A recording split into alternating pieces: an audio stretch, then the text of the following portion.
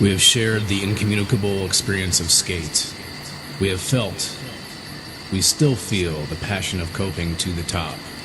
In our youth, our hearts were touched with fire. Oliver Wendell homies.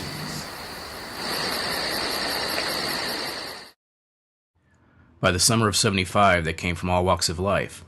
From the city streets to the farming communities. They came from working class families and the children of wealth.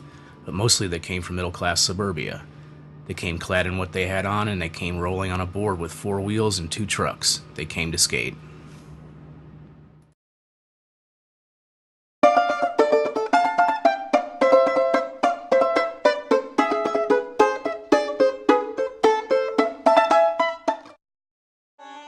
I remember back in the early days, we were lucky to have our sister's roller skate wheels and a 2x4 nailed to them.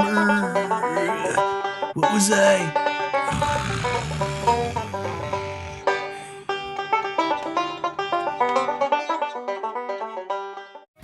Dude, we killed that guy's backyard pool weekly and no one even knew.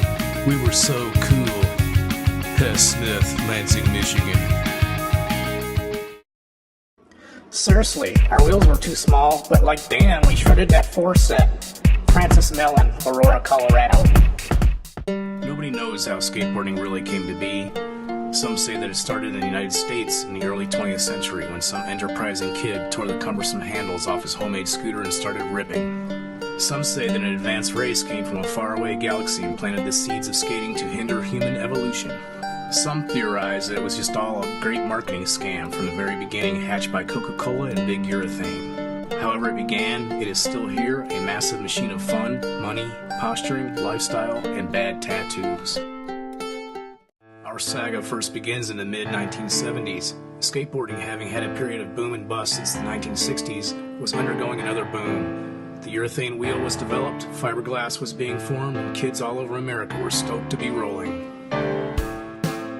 Skateboarder magazine was first published in 1964 by Surfer Publications from Dana Point, California. Though Skateboarder magazine suspended publications for a few years in the late 60s due to lack of subscribers and loss of advertiser interest, Skateboarder magazine re-emerged with the boom in the early 70s.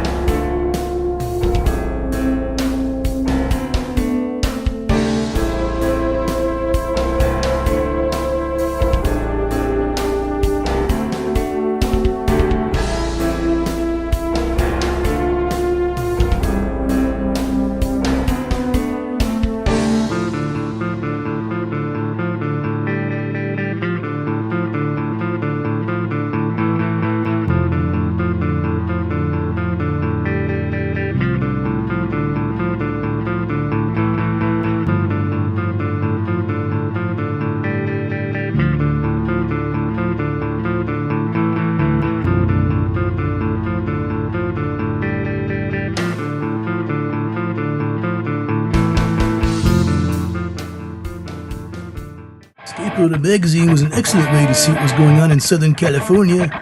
They had the parks and the skaters. We emulated everything we saw in that magazine. Barney McMillan, Branson, Missouri. Yeah, Skateboarder magazine was great in the beginning.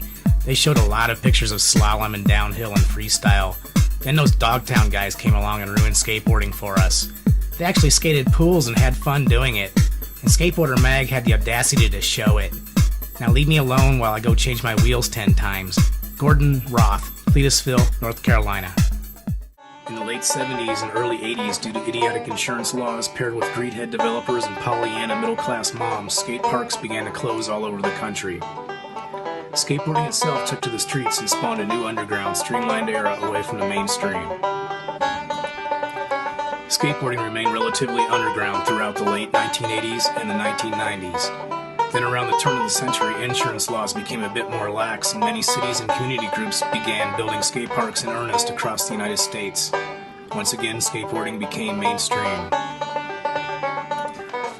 Soon the number of kids in the U.S. who skateboarded outnumbered the amount playing Little League Baseball. Companies were outsourcing their skateboard making to Chinese slave labor, and many folks were making a lot of money from skateboarding. Even with the advent of the 2008 recession, the skateboard world is in good shape, and as many people as ever are riding skateboards. So grab your board and go skateboarding.